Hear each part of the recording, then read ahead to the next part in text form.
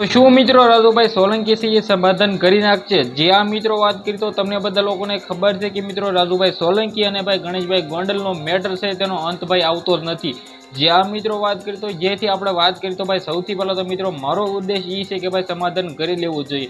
કારણ કે મિત્રો આના પાછળનું કારણ બહુ મોટું ખરાબ આવી શકે છે.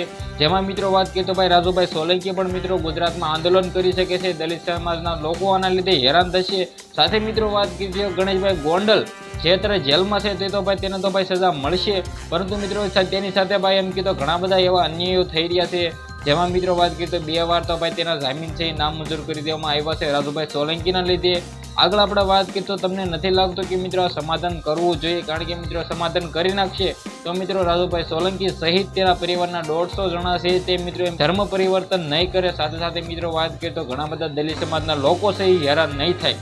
જેથી મિત્રો વાત કરીએ તો હાલના ટાઈમમાં તો મિત્રો મને તો લાગે છે કે ભાઈ સમાધાન કરી નાખશે અથવા એમ કહીએ તો કરવું પડે. કારણ કે મિત્રો ગઈકાલે હર્ષભાઈ સંઘવી સાથે સાથે મિત્રો ગુજરાતના મુખ્યમંત્રી ભૂપેન્દ્રભાઈ પટેલની મિત્રો મિટિંગ થઈ હતી.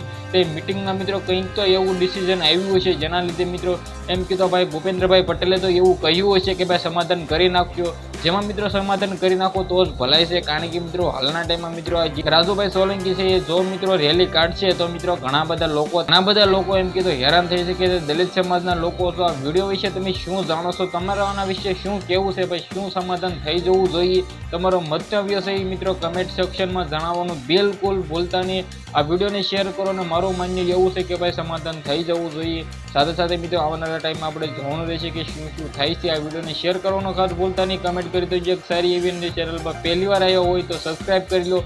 કારણ કે મિત્રો ઘણા બધા લોકો આપણી વિડીયો જોયો છે પણ સબસ્ક્રાઈબ નથી કરતા, તો સબસ્ક્રાઈબ કરી લો.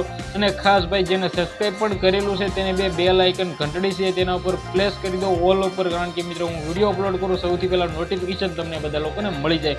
વિડીયોને શેર કરવાનું ભૂલતા નહીં. આજના વિડીયોમાંથી આટલી જ માહિતી. આપણે એક નવો વિડીયો મળી જશે. જય હિન્દ, જય ભારત.